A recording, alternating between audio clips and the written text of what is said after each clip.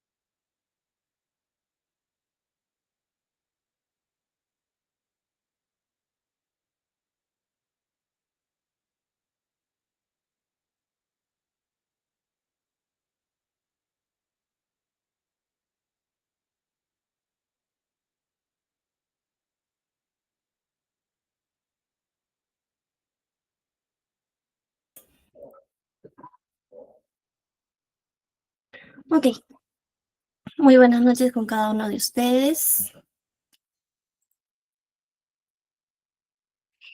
Bueno, les doy la bienvenida a nuestra segunda clase del curso de Psicología Educativa, pues esta unidad es de Psicología del Aprendizaje. En la sesión anterior hemos hablado un poco con respecto a qué es aprendizaje, antecedentes, objetivos y también un poco de los factores. ¿Ya? Y cómo este fenómeno también es esencial en todas las etapas de la vida. Comprendimos que aprender no solo es memorizar, sino transformar nuestra forma de pensar, sentir y actuar a través de la experiencia. ¿Ok? Bueno, para el día de hoy vamos a hablar un poquito de la semana pasada, que es la introducción, y vamos a hablar las teorías. Vamos a hablar las teorías conductistas, cognitivistas y constructivistas. A ver, para dar un pequeño enfoque, la teoría conductivista, que es por Pavlov, Skinner, vamos a tomar el día de hoy, que nos enseña cómo el ambiente y los refuerzos influyen en la conducta, ¿ya? Y pues también tenemos la teoría cognitivista, que nos muestra cómo funciona la mente cuando procesamos dicha información. Y por último tenemos pues a la teoría constructivista, ¿no? Que nos invita a ver al estudiante como un constructor activo de su conocimiento. Hoy vamos a dar un paso más profundo, vamos a analizar cómo distintos autores y corrientes psicológicas han explicado el aprendizaje a lo largo del tiempo. Entendamos que cada una de las teorías representa una mirada distinta del ser humano, de su mente y de su capacidad para cambiar. Ok, antes de esto voy a dejarles un minutito con respecto a estas preguntas. Quiero que piensen en esto por un momento, ¿ok? ¿Aprendemos porque alguien nos enseña o porque nosotros descubrimos cómo aprender por nuestra propia cuenta? Y segundo, también el aprendizaje es una cuestión de estímulos o de reflexión y una construcción pues personal. ¿Ustedes qué opinan? Si pueden, lo pueden escribir en el chat para poder leerlo un poquito más atrás, más adelante, mejor dicho, y vamos a realizar la misma dinámica que la vez pasada. Nos vamos a tomar unos minutos al final de la clase para responder algunas preguntas, para aclarar algunas dudas y poder conocernos un poquito más. Ok, la semana pasada, bueno, en la clase pasada hemos visto qué es la psicología del aprendizaje. Un poco hemos visto también que nos decía pues que no es meramente la adquisición pasiva de información, sino un proceso dinámico y complejo. ¿Por qué dinámico y complejo? Ahora lo vamos a ver respecto con las teorías. Y vamos a hablar también que es un proceso psicológico completo y complejo también, ¿no? Implica la asimilación de nueva información y la adaptación de esquemas mentales preexistentes. Y también tiene unos cambios duraderos. ¿Por qué? Porque el aprendizaje se distingue de los cambios temporales como el cansancio o la moderación. Recuerdan que hablábamos también de los factores biológicos, ahí implican un poco. Y pues ahora vamos a pasar a las teorías explicativas. ¿Ok? Ok, la primera, la teoría conductista. Tenemos a tres grandes, que es Pavlov, Skinner y Thorndike. Nos menciona en esta sesión, uno de nuestros objetivos de esta clase es analizar y comparar las principales teorías del aprendizaje, identificando sus aportes, sus diferencias y aplicaciones dentro del contexto educativo. Bien, ahora que hemos recordado qué es aprender y por qué es tan importante entender cómo ocurre este proceso, vamos a analizar las tres grandes teorías de los de conductistas. La primera, entendamos que la teoría conductista fue una de las primeras teorías psicológicas que intentó explicar cómo aprendemos, centrándose únicamente en lo observable y lo medible, ¿ya? Eso quiere decir que nosotros hablamos mucho de la conducta. Ahora, ¿qué es la conducta? Para Skinner, vamos a coger primero Skinner. Skinner en 1953 pues nos decía que la conducta es todo lo que un organismo hace. Es el conjunto de acciones observables que pueden ser registradas y medidas objetivamente. Entonces, para Skinner, la conducta es una respuesta a los estímulos del ambiente y por lo cual el individuo no actúa al azar. Su comportamiento está determinado por las consecuencias que recibe. Eso quiere decir que hay un refuerzo o un castigo, ¿no? Eso lo vamos a hablar un poquito más.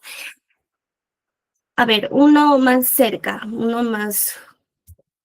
Hablamos de Raymond Corsini. En 1999, pues nos decía que la conducta es cualquier respuesta interna o externa de un organismo ante una situación.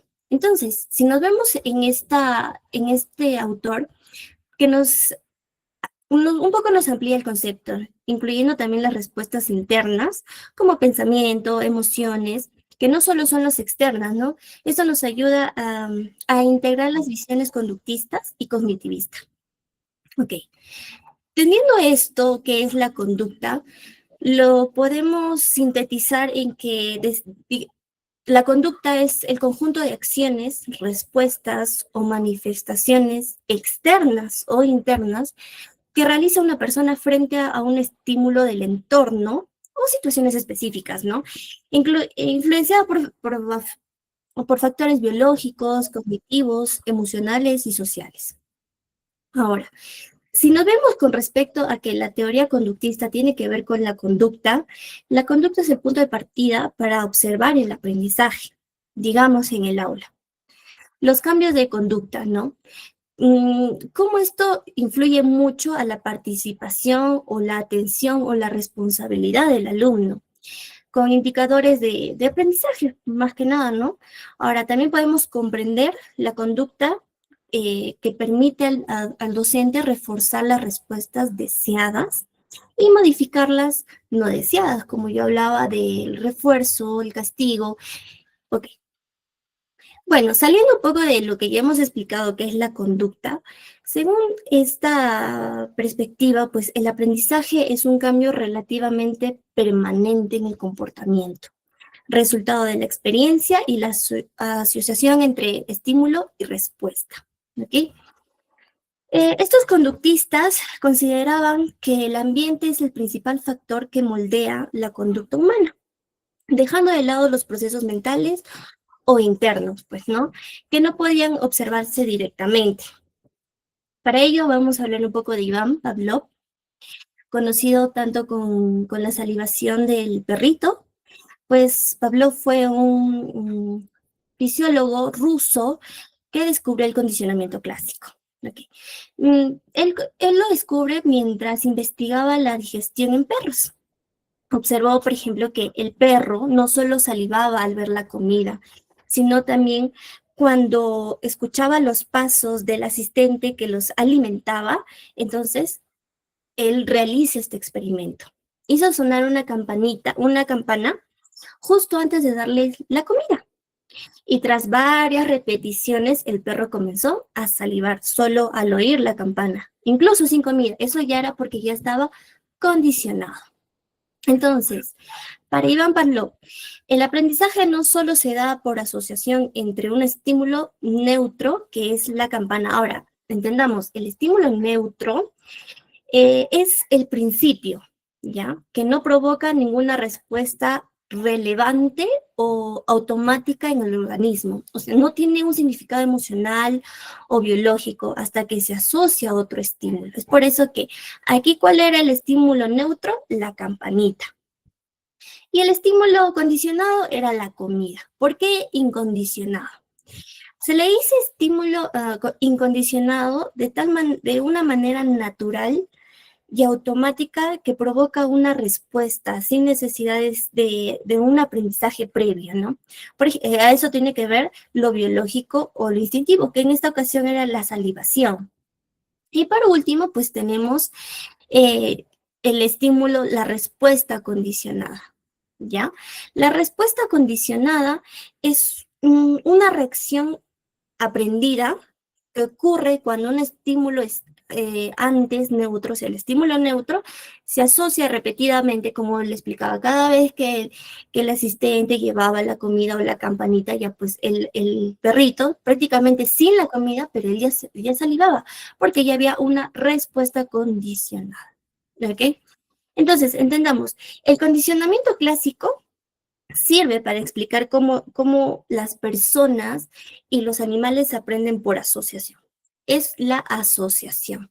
Es decir, como un estímulo inicialmente neutro, que no provoca ninguna respuesta, o sea, no es biológico, nada, puede llegar a generar una reacción cuando se asocia repetidamente con otro estímulo que sí provoca una respuesta natural, ¿no?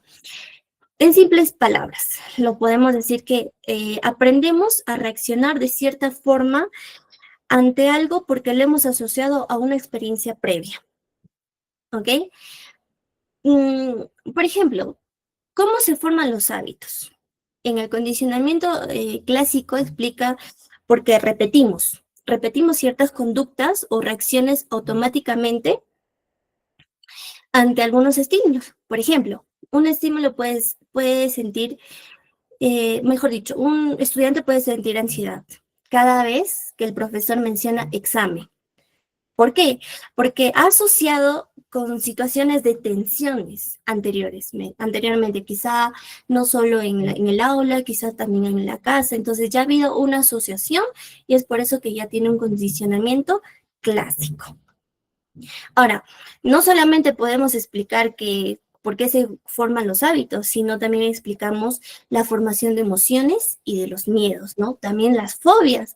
Por ejemplo, si un niño desarrolla miedo a los perros, si alguna vez fue mordido, entonces ya hay una asociación, porque se crean emociones ya aprendidas, ¿no? Sean tanto positivas, sean negativas. Si lo vemos en el ámbito educativo, el condicionamiento clásico, pues, ayuda a crear ambientes de aprendizaje positivos o a reducir respuestas emocionales negativas.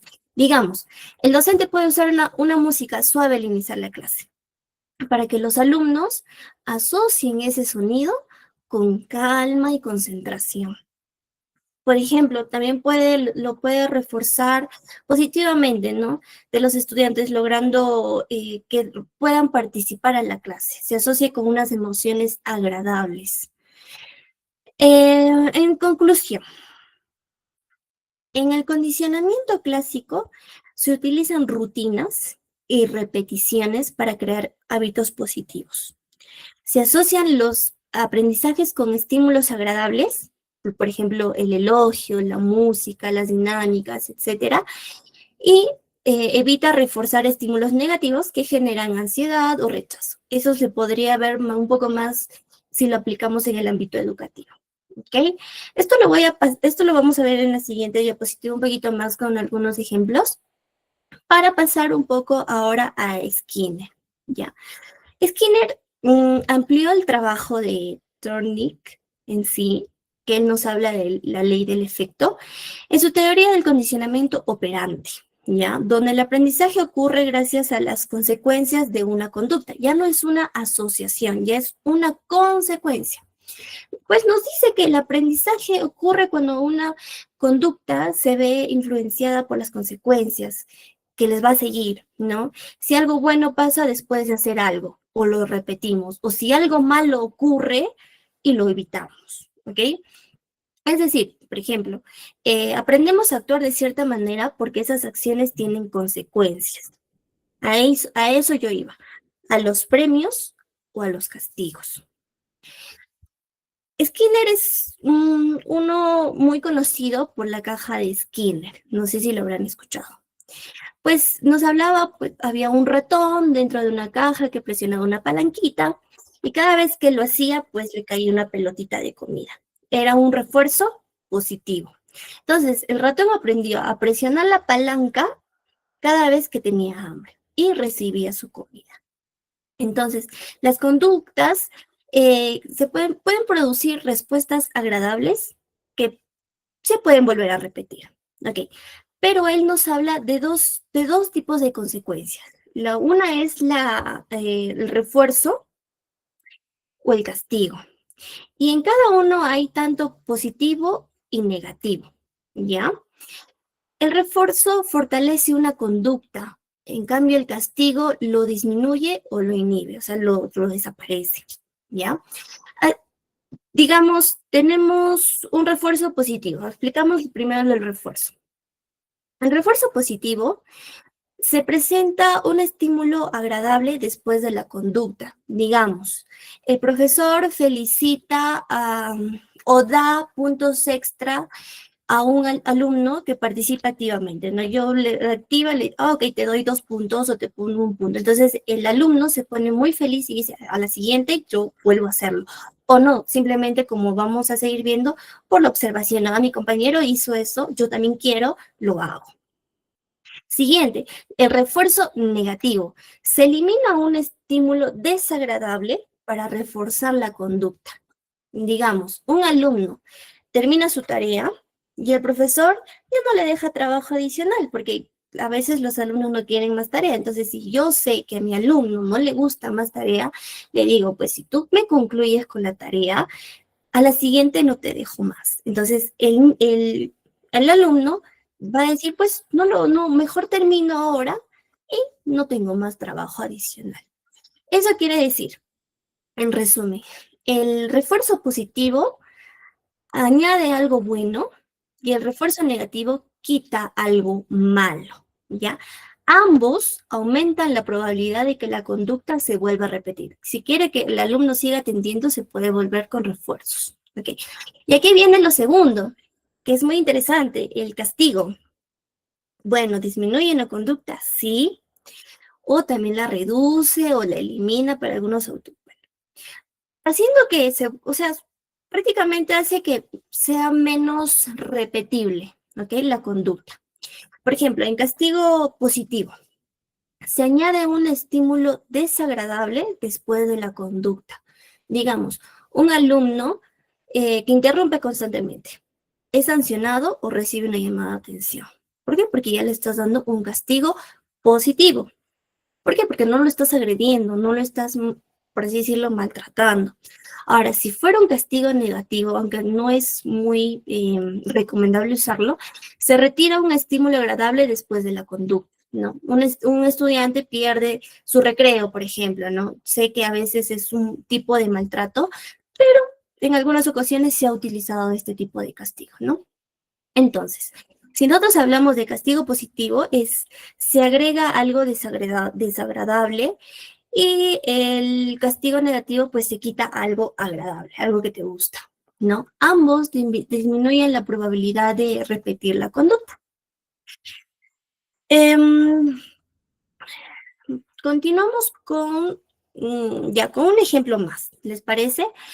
En refuerzo positivo y en castigo positivo, para que no se confunda.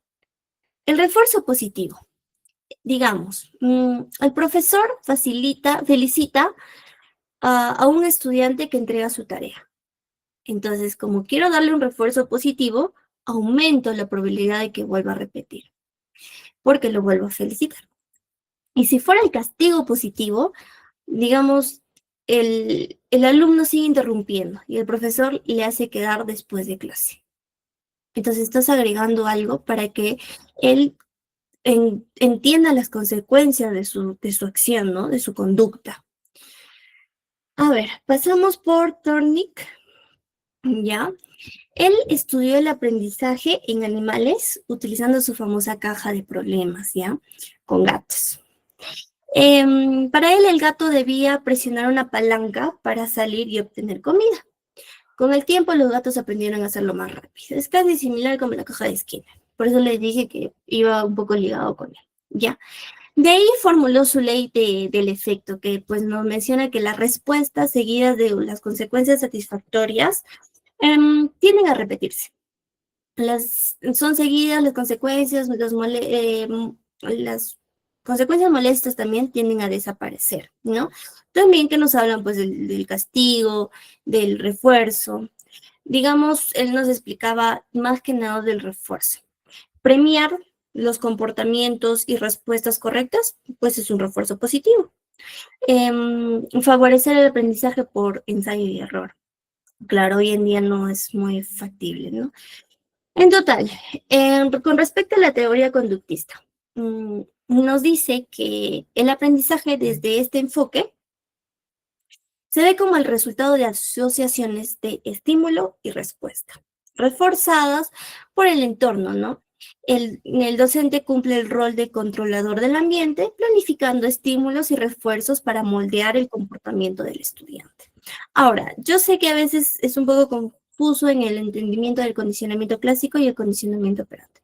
Lo pongamos así, el condicionamiento clásico es el aprendizaje, es pasivo, mientras que el condicionamiento operante es activo. ¿Ya? ¿Por qué? Porque la persona realiza una acción para conseguir algo o evitarlo. En cambio, como es el pasivo, solamente hay una asociación. Ya. Acá les mencionaba el condicionamiento clásico. Como ya lo habíamos visto, solamente vamos a ver em, ejemplos, ¿sí? Digamos el estímulo neutro. Ya. Acá tengo pizarrita.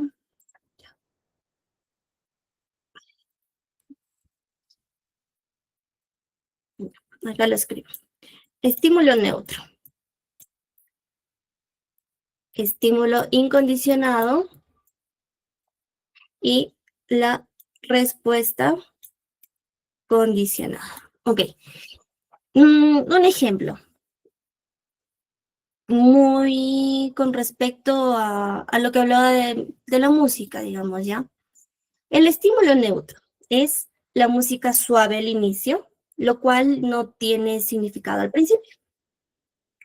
El estímulo incondicionado sería el inicio de la clase, el ambiente, el orden, que genera atención y disposición. Y la respuesta condicionada serían los estudiantes se calman y preparan, no sé, sus cuadernos para poder escuchar la música, ¿no? Ay, a ver, otro. Lo más común, el recreo. Ya. El estímulo neutro es el sonido del timbre. El estímulo incondicionado sería el fin de la clase o recreo.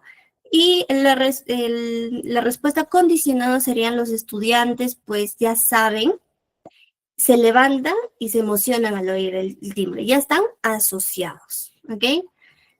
Perfecto. Ahora, chicos, antes de pasar, les invito a recordarles que pues tienen la oportunidad de obtener su certificado con nosotros, con GK, que facilitará su perfil, ¿no? Para tener su hoja de vida actualizada, para tener mejores opciones de trabajo. Aprovechen esta oportunidad para obtener la certificación de GK y lo pueden separar con, creo que desde 50 soles. Les voy a pasar al final el WhatsApp para que se puedan comunicar con las personas indicadas para que ustedes puedan continuar con esto, ya que les menciono que esto no va a ser 2 clases, son 5 clases. A la próxima clase vamos a estar hablando un poco de los procesos cognitivos con respecto a la psicología del aprendizaje. Así que les invito a que se puedan certificar, chicos, pueden ser por 100 horas, por 400 horas, no hay ningún problema. Ok, pasamos. Ya. ¿Tienen alguna pregunta? A ver, yo voy a abrir un ratito, solo 2 minutos, ¿ya? Porque no quiero que nos empapemos tanto en esto. Si tienen alguna pregunta, tanto con condicionamiento clásico, condicionamiento operante, algún ejemplo, si ustedes lo quieren hacer, perfecto. A ver, voy a abrir micrófono. Alce la mano, por favor.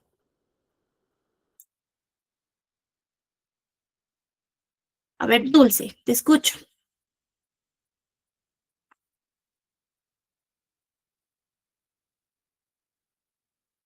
Dulce, Hola, hola, ¿me escucha? Buenas noches. Hola, profesora.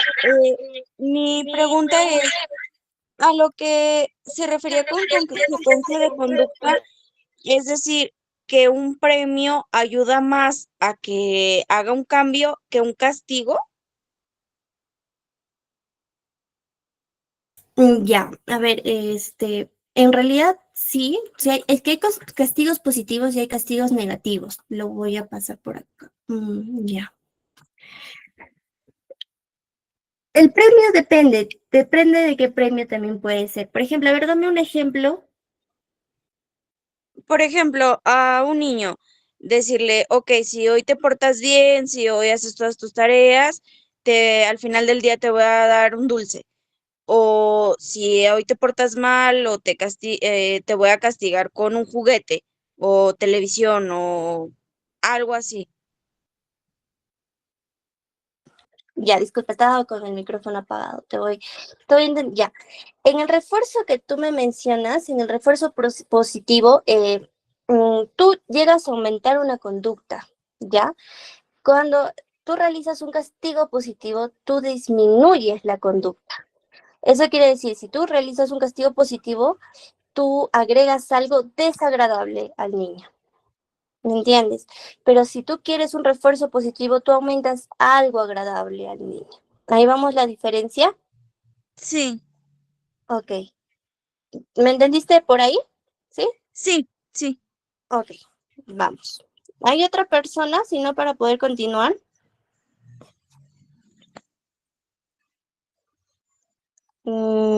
Creo que no. Ya, voy a apagar los Gracias. micrófonos. Ya, no se preocupes. Ok.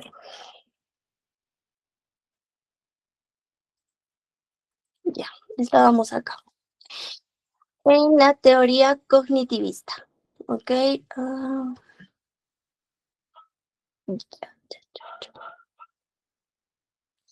Bueno, en la teoría cognitivista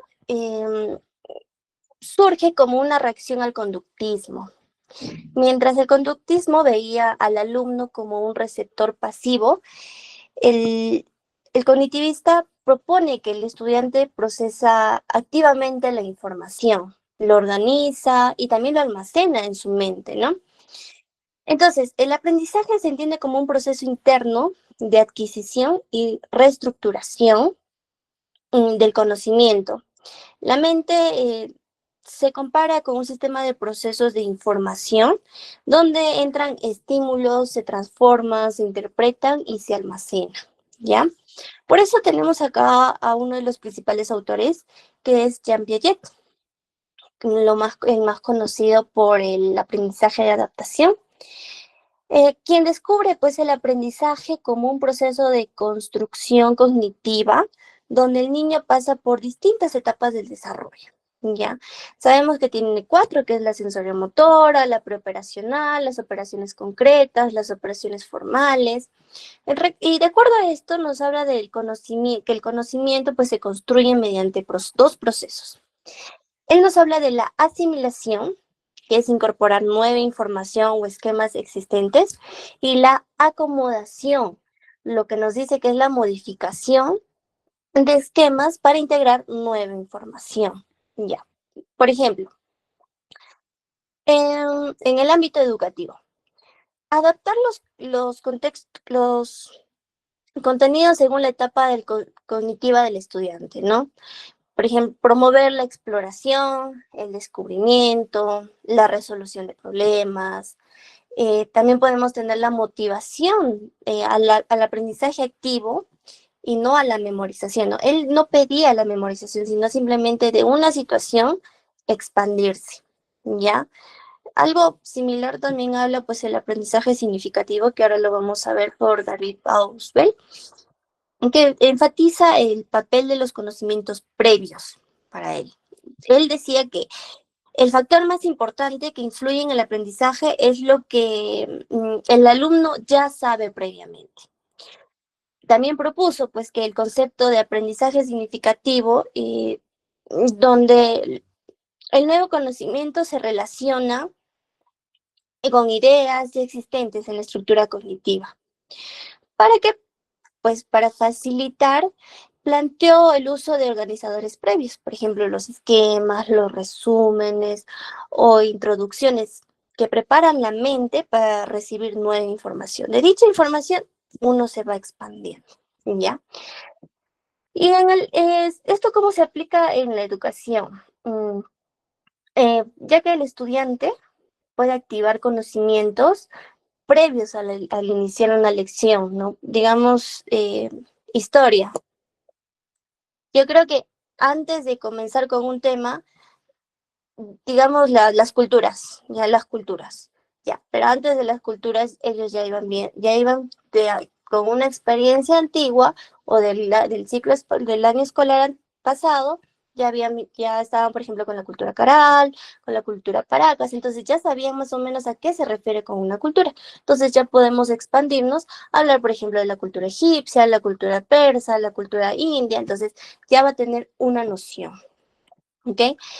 También nos habla de lo que no solo que el alumno tenga que memorizar, sino cómo conecta estos enlaces de conocimiento y aplica, cómo lo aplica, ¿ya?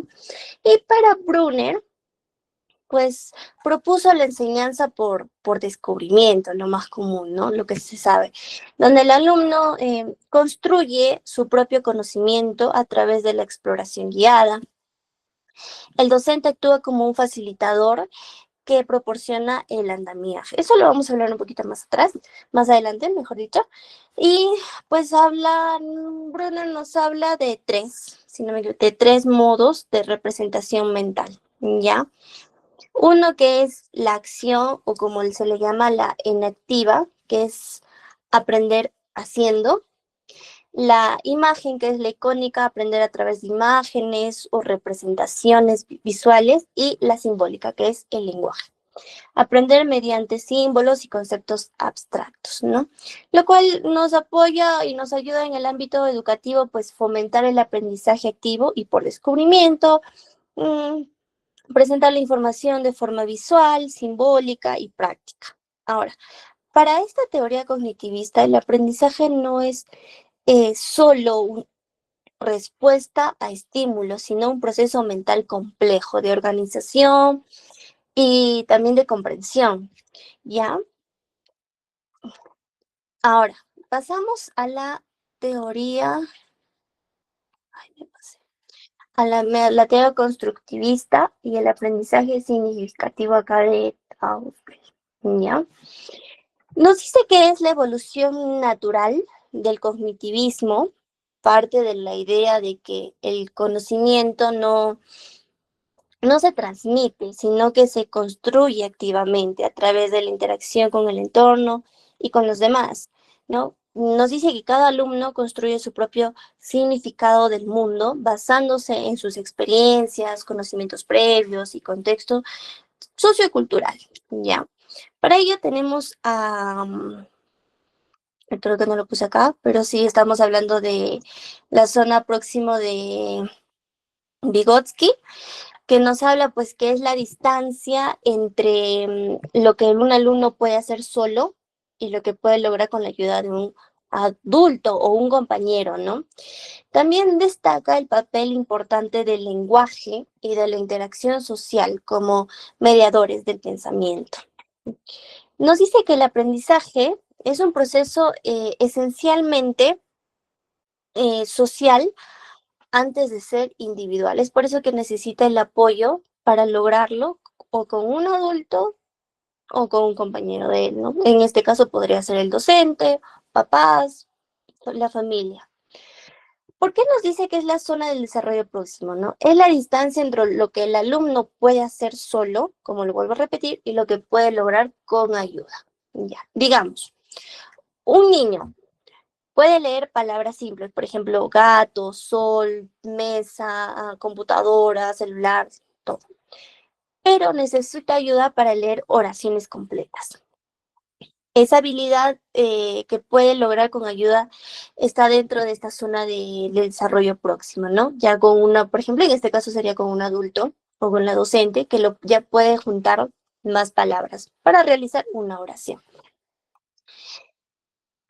Entonces, esto apoya en el área educativo a fomentar el trabajo colaborativo y el diálogo. Hoy en día mucho se pide que los estudiantes realicen trabajos colaborativos, que usa para que puedan realizar con pares o un aprendizaje cooperativo, ¿no? Para otro también tenemos a Vygotsky, ya, mejor dicho, sí, a Vygotsky. ¿Qué estoy hablando? Disculpe. Estoy hablando del aprendizaje significativo. Ya hemos hablado de Vygotsky. Bueno, el aprendizaje significativo de Ausubel, ya. Que nos hablaba de activar los significados. Cuando el alumno logra relacionar lo nuevo con lo que ya sabe, como lo mencionaba, reorganiza una estructura más cognitiva y genera un aprendizaje profundo y duradero, ¿no? A ver, por ejemplo, si un alumno ya entiende que es una planta, por así decirlo, podría aprender mejor sobre la fotosíntesis, ya, lo más común que se habla de la planta, sobre las partes de la planta, porque ya sabe que es una planta, ya conoce que es una planta, ¿no? Y el aprendizaje significativo no es repetir, sino entender. Se da cuando lo nuevo tiene sentido porque se relaciona con lo que ya sabemos, prácticamente. Un minutito, por favor.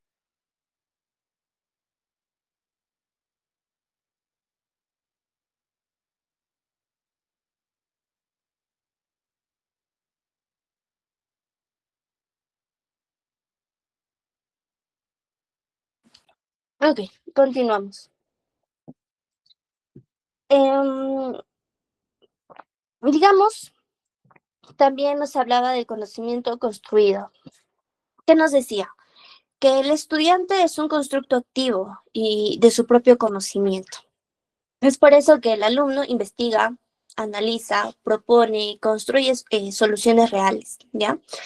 Y también nos habla también de las evaluaciones auténticas, creo que no lo puse por ahí, pero son los trabajos, las exposiciones que uno tiene, los debates que le ayudan a que esto sea auténtico, ¿no? Y siempre y cuando se apoye con el docente como mediador. Guía el proceso, pues planifica, motiva la reflexión y ofrece el andamiaje. Ahora, yo hablé del andamiaje, lo voy a explicar un poquito con respecto a esto. El andamiaje es el apoyo temporal, no es constante, que el docente o el compañero, por ejemplo, en este caso, por ser un papá, brinda para que el estudiante pueda realizar una tarea que aún no domina, ¿no? Cuando ya lo realiza, la persona se retira, el andamiaje se retira. Digamos, un ejemplo. El docente guía al alumno paso a paso para resolver un problema de matemáticas, ¿ya? Lo más común. Luego le da ejercicios más sencillos hasta que lo pueda hacer solo. Cuando ya lo realiza solo, ese es el momento donde el alumno, mejor dicho, el docente, se retira. Eso es el andamiaje. Si lo entendemos de un poco más corto, pues es el andamiaje es lo que ayuda, que damos, la ayuda que doy yo para que el estudiante avance. Es como los andamios de una construcción que se usa mientras se necesita para el apoyo, pero cuando ya está realizado, pues se retira de la estructura, ¿no? Entonces, el aprendizaje para ellos ocurre cuando el estudiante participa activamente. El docente deja de ser el transmisor para convertirse en guía, mediador y facilitador, ¿no? El proceso es de una construcción del conocimiento. Acá. Mire, en esta parte yo pongo cuál es el rol del estudiante y el rol del docente. Yo ya lo mencioné con la zona del próximo, pero mire, el rol del estudiante es activo, explorador y reflexivo, mientras el rol del docente tiende a ser un guiador, un mediador.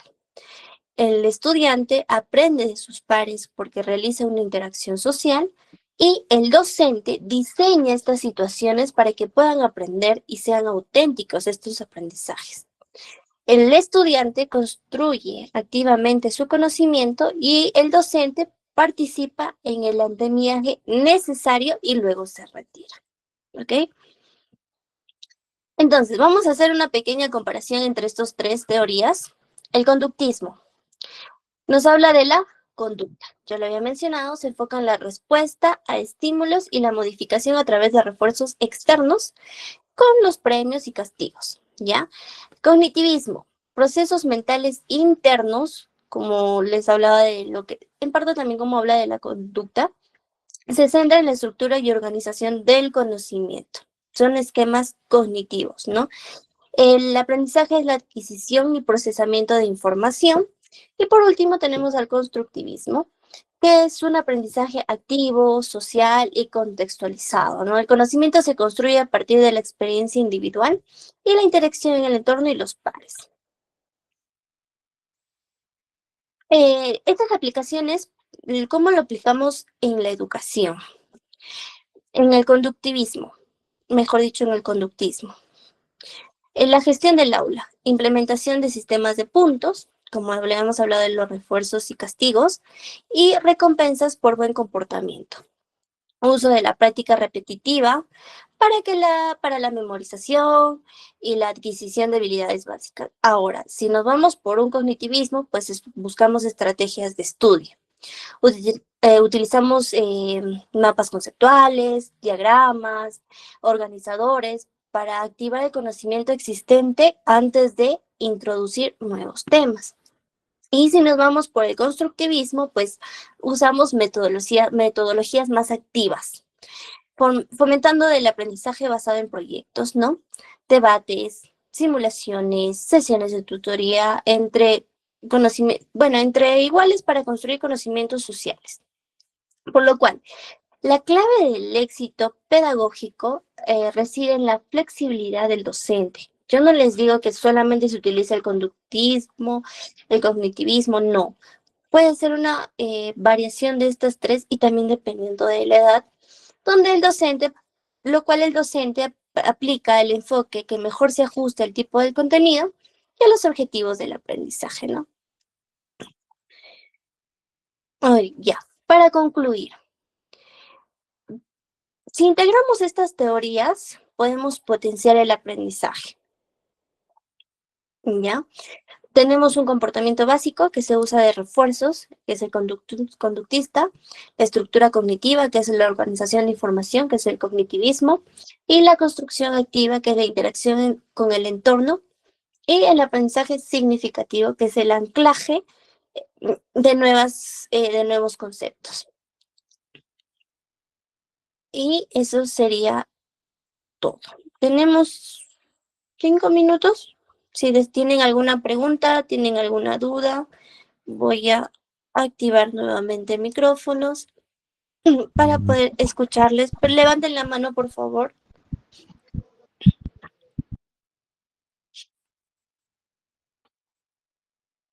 ¿Tienen alguna consulta? Buenas noches. Buenas noches. ¿Con quién tengo el gusto? Hola, Amelia. Respecto a los castigos que acaba de mencionar, no estuve en toda la clase porque acabo de llegar a trabajar. Ya. Yo tengo un hijo de 10 años, Ya. ya, y ya he optado por hablar con el profesor que no le deje de recreo. Le he privado de muchas cosas. Creo que lo ha hecho peor ya. Ujú. ¿Qué metodología puedo tomar ante eso, Miss? Es que si tú me dices que le has quitado el recreo, eso ya no es un castigo positivo. Yo mencioné de castigos positivos y castigos negativos, ¿ya? Sí. El castigo positivo es agregar algo desagradable y el castigo negativo es quitar algo agradable. Entonces, si ya sabemos que el niño se va a poner reacio, podemos realizar ahora un castigo positivo. Porque en sí, los castigos negativos no son muy eficientes porque sí ya ha visto, se ha dado en muchas investigaciones que inclusive lo ven como, por ejemplo, no solamente una llamada de atención, sino ya un levantamiento de la mano. Entonces ya llega a pasar esas situaciones y no es lo más conveniente con los niños. ¿Cuántos me dijo? 10 añitos, ¿verdad? Sí, Miss. Ya, Entonces tengo que emplear un castigo positivo. un castigo positivo. Se le añade un estímulo desagradable después de la conducta. ¿No? Si ya sabemos que no le gusta esa situación, ok, no te portas bien, yo te realizo esto. No sé cómo será en el caso de usted, que qué le gustará a su niño, entonces te quito el celular, tú te portas mal, te quito esto, ya, suficiente. Entonces, mejor dicho, agregar algo desagradable, no sé, entonces haces más tarea. Ya docentes mi hijo no se está portando bien, ya, se queda hasta quizá un poquito más de tiempo, pero termina tanta tarea, termina eso. ¿Por qué? Porque prácticamente dice, yo no lo estoy haciendo, me sacan, me quedo sin recreo, pero en el recreo, ¿qué hace? No está haciendo lo que tiene que hacer. Tiene que terminar la tarea o tiene que terminar lo que tiene que hacer, ¿no? A eso se va con respecto a los castigos positivos y los castigos negativos. Ok, Miss, muchas gracias. Ok, Amelia.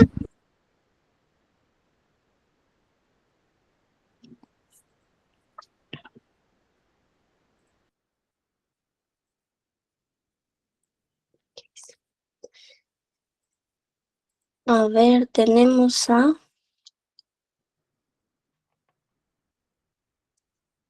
teoría cognitivista. A ver, vamos a regresar a la teoría cognitivista.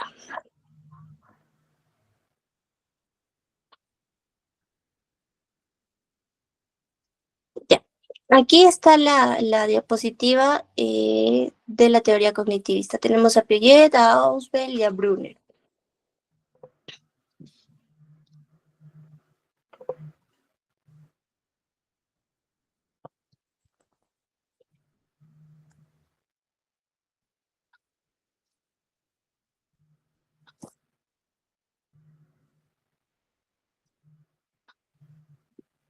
¿Tienen alguna otra pregunta?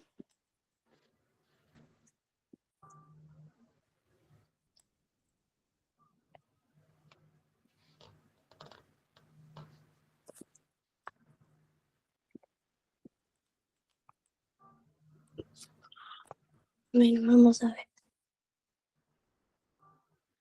Araceli, Mis buenas noches. buenas noches. Miss, una consulta. Sí.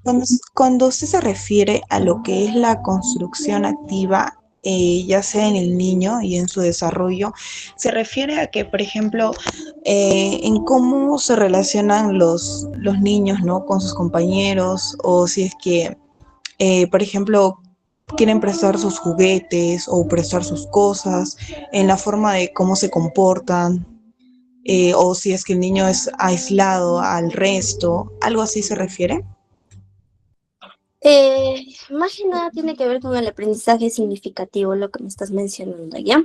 Lo que yo mencionaba, ya puede ser como el niño interactúa, pero lo que se pide es que con respecto a sus pares, a sus compañeros, el aprendizaje sea más amplio, sea no solamente para él. Es como que yo le digo al niño, ¿sabes qué?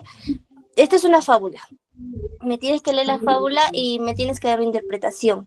Él solito lo va a hacer. Sí, lo puede hacer genial, pero si lo hace con más amiguitos, como que hay más ideas, ¿no? Él puede interpretar de una manera, el otro lo puede interpretar de otra manera, entonces ya hay una lluvia de ideas que más a futuro eso le va a ayudar. Claro, le va a ayudar a ser más social, le va a ayudar a quizá a tener un control de impulsos, un control de la frustración. ¿Por qué? Porque a veces uno se pone a leer y dice, yo entendí esto, y para mí eso es esto.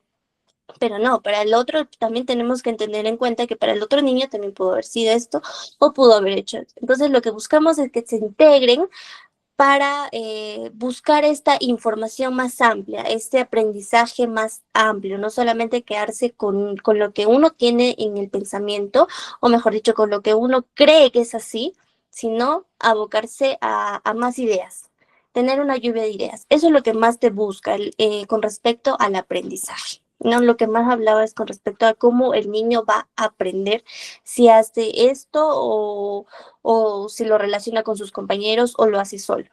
Ujú.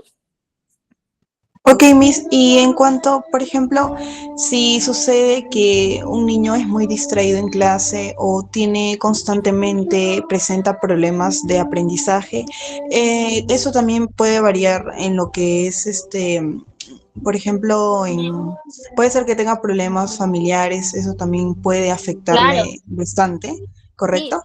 claro. Por ejemplo, si los padres pelean en casa, lo que estás provocando es una ansiedad en el niño. Entonces, el hecho de estudiar se está asociando a una ansiedad. Como yo hablaba, el condicionamiento clásico.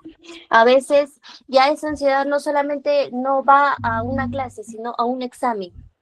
¿Por qué? Porque cuando son niños a veces quieren que el papá, mamá premien, ¿verdad? Entonces, si ya hay problemas en casa, digamos, y el niño se sacó una baja nota, lo lleva y le dice, no, yo quiero que tú me saques 20. Entonces, ya hay una asociación de que tiene que hacerlo bien. Y al próximo examen, él ya no va a estar tranquilo, relajado, sino lo ha asociado a un estrés, a un tipo de ansiedad.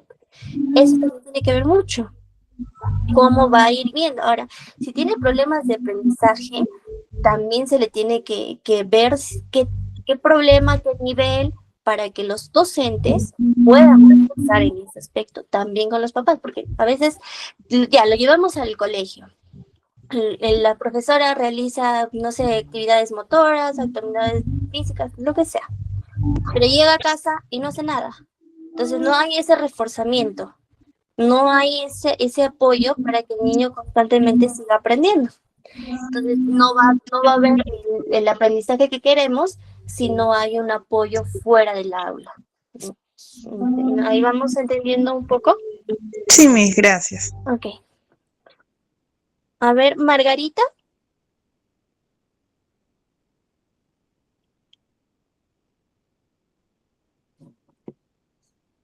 Miss, Mm, ¿me escucha? Buenas sí, noches. buenas noches. Una consulta, Miss. Estaba escuchando lo que la compañera estaba indicando. Eh,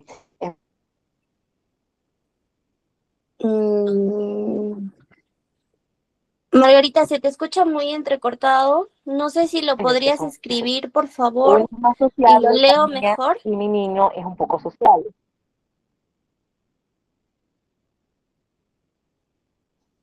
¿Me escuchó, Miss? Ok. Sí, sí, sí, te leo, te leo. A ver, una última, por Ya, Miss, favor, para ya. yo leer lo de Margarita. A ver, ¿quién más alzó la mano?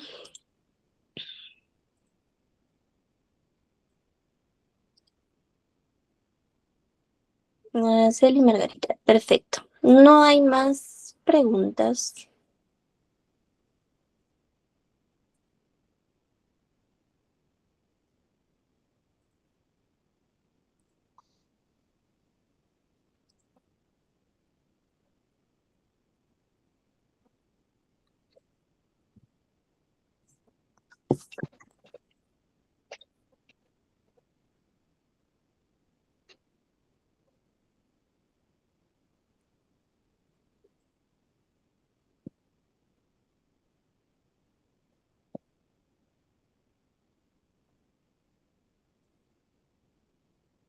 A ver, a ver, a ver.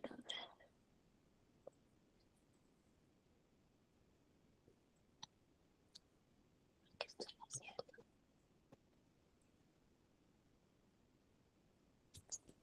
A ver, les voy a pasar el número que ustedes se pueden comunicar para la certificación, ¿ya?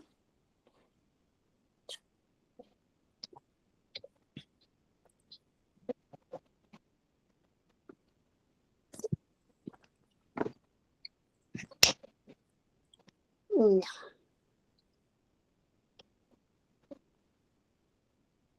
Ok. Esperamos el de Margarita para poder retirarnos, o si desean se pueden ir retirando, chicos.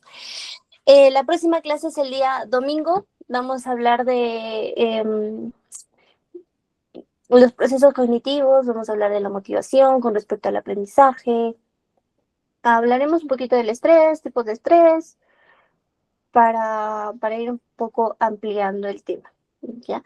Y si por A o B tienen alguna consulta con respecto al condicionamiento clásico, el condicionamiento operante, el aprendizaje significativo, el andamiaje, lo podemos ir viendo en la siguiente clase, no hay ningún problema. Que tengan buen día, que tengan buena noche, chicos.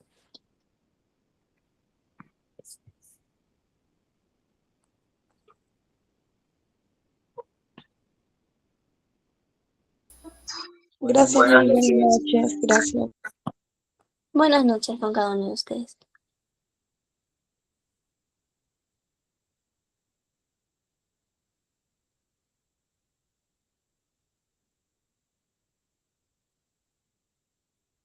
Ya, las siguientes, las dos últimas.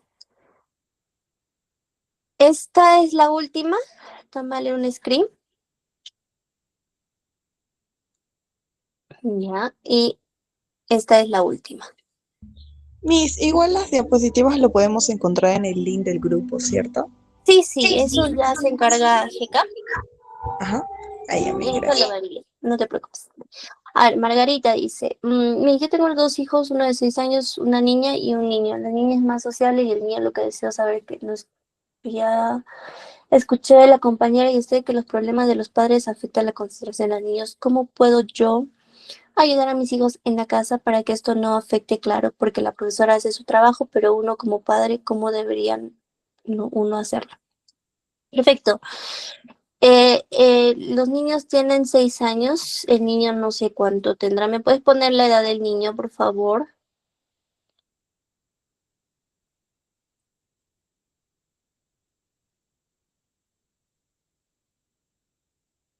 Ya, aquí está la anterior. Ya, los dos tienen 6. Ah, ¿gemelos o mellizos? Ya. Ah, qué lindo. Ya, a ver. em, si uno es más sociable que el otro, puede tener problemas también de atención, como ya lo mencionaba una compañera, problemas de aprendizaje o algún problema de neurodesarrollo, ¿no? Eso también siempre hay que, bueno, descartarlo. Ya, si en el colegio le dan un trabajo al niño, te dan el trabajo. ¿Cómo ayudas en casa? ¿Revisas la tarea o también ansiedad? Sí, la ansiedad se genera por una falta de concentración y la falta de control de impulsos ante la frustración, más que nada en niños, ¿no? Ante la frustración, porque imagínate, digamos, yo no digo que sea tu caso, en casa están gritando todo el tiempo. Su frustración es cómo calmo este bullicio, ¿me entiendes? ¿Cómo calmo este bullicio? Esto ya provoca una ansiedad en los niños. Otra, que está realizando la tarea y no puede. Ya, también hay una falta de control a la frustración, porque lo puede tirar la hoja y se va. Dice, "Ah, no me importa", y me voy. Pero ahí donde ingresa el papá, donde ingresa la mamá. El papá, la mamá ingresan en el apoyo de decir, ok, lo hacemos juntos, yo te apoyo, yo te miro, o la primera te ayudo y la segunda te voy a estar acá. Voy a estar acá acompañándote y si tú necesitas una pregunta o vas a realizar una pregunta, yo te voy a ayudar. Que el niño sepa que va a estar usted ahí, va a estar apoyándolo. En los primeros días obviamente va a llorar, va a decir, no, que no quiero, que no puedo. Entonces siempre dándole esos refuerzos, ¿no? Si puedes, yo estoy contigo, tú mira cómo lo estás haciendo, sé que eres el mejor, o sea, darle esas palabras motivadoras, porque en su cabecita está como que no puedo, soy tonto, no sé, muchas palabras. Inclusive que no lo haya dicho la docente, pero tal vez un compañerito, y eso es lo que ocurre también con los niños, que son inconscientes, no es que lo hagan al drede, que dicen, ay, eres un tonto, es que tú no sabes, es que tú, entonces ya si se le queda y se le repite, se repite, se repite. Entonces, para que no se vuelva a repetir, está el papá, está la mamá. Ok, hijo, no, tú puedes. Ok, lo hacemos juntos. Está bien. ¿Quieres llorar? Ahorita te acompaño en el llanto, pero volvemos a lo que estamos haciendo. No lo dejamos, ¿no? No porque mi hijo está llorando, ya lo dejo y yo lo hago, o lo dejamos ahí y nos vamos a hacer otra cosa. No, no, no. Eso también es una parte de una manipulación del niño que hace con nosotros. Entonces, nosotros estamos ahí acompañando con una voz calmada, con una voz seria, no tan seria, sino con más que nada calmada, que le muestre que uno está calmado. Si uno se pone a gritar, ay, pero ya tú también, entonces también lo desesperas al niño. Pero también estás como que, hijito, por favor, hijito, esto. Entonces también no es factible. Calmada, eh, decirle, ok, yo estoy acá para apoyarte, pero no te voy a hacer la tarea. Si tú necesitas mi apoyo, yo estoy contigo. Yo te apoyo, yo te ayudo, no sé, en algo que no puedes, digamos, utilizar la tijera ya. Yo te voy a ayudar con la tijera, pero te voy a enseñar. Entonces ya vamos reforzando lo que ayudó en el colegio en casa. ¿Sí? Ahí vamos bien, Margarita. ¿Tienen alguna otra pregunta? A ver, para los que no han tomado foto, acá está la otra, que es el de en acción.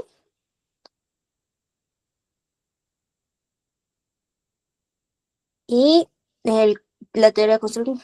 No te preocupes, Margarita, para eso estamos para apoyarnos. Teoría constructivista y la teoría cognitivista.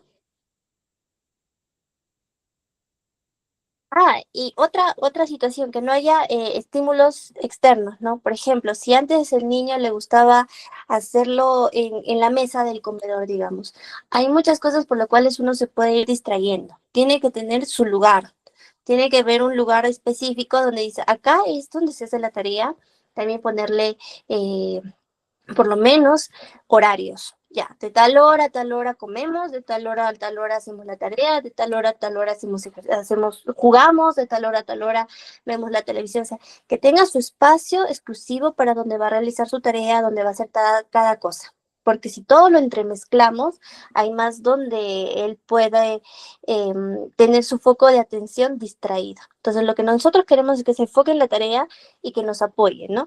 En cómo continuar cómo continuar con lo que la docente también te está dando. Eso también es otro punto.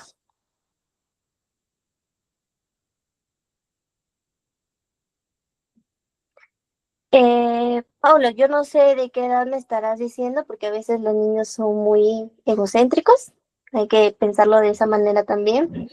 Y lo más es aceptable es cuando un adulto, él mire por la observación, si el adulto no se hace responsable de una acción propia, el niño también, ¿no? O también puede ser por miedo, porque ya vio que, digamos, él dijo, malogré mi hoja, ya lo castigaron, ya le gritaron, ya lo regañaron.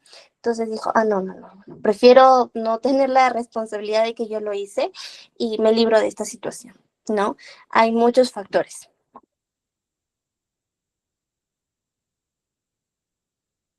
Justo porque lo regañaron, ¿me entiendes? Ahí está la palabra exacta, lo regañaron. ¿Cómo fue el regaño? Eso no sabemos. ¿Cómo podría ser decir, qué pasó? ¿Se cayó?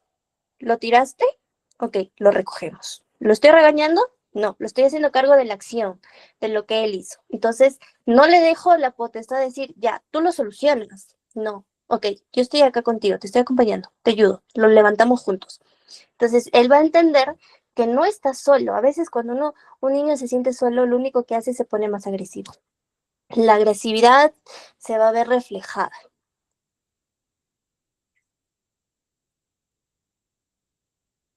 No, como le menciono, sería bueno que lo comience a levantar con él y ya cuando él ya esté entendiendo que usted va a apoyarlo, lo deja. Quizá él levanta 5 y usted levanta 1. Entonces ya va viendo, ¿no? Cómo va su reacción. Pero no es tanto de ir directo al regaño, ¿no? ¿Qué hiciste? No, decir, ok, ¿qué pasó? ¿Se cayó? ¿Lo tiraste? Vi que lo pateaste. Lo recogemos, luego hablamos, ¿te parece? Quizá no, porque también en regañarlo delante de muchas personas siente vergüenza. Y al sentir vergüenza, ese niño no va a tener esa, o sea, prácticamente usted está creando la autoestima. Entonces, si ya siente vergüenza, se va a reprimir. A la siguiente ya no va a pensar que lo único que es ser agresivo para que no sea el agredido, para no sentirse agredido. ¿Ok?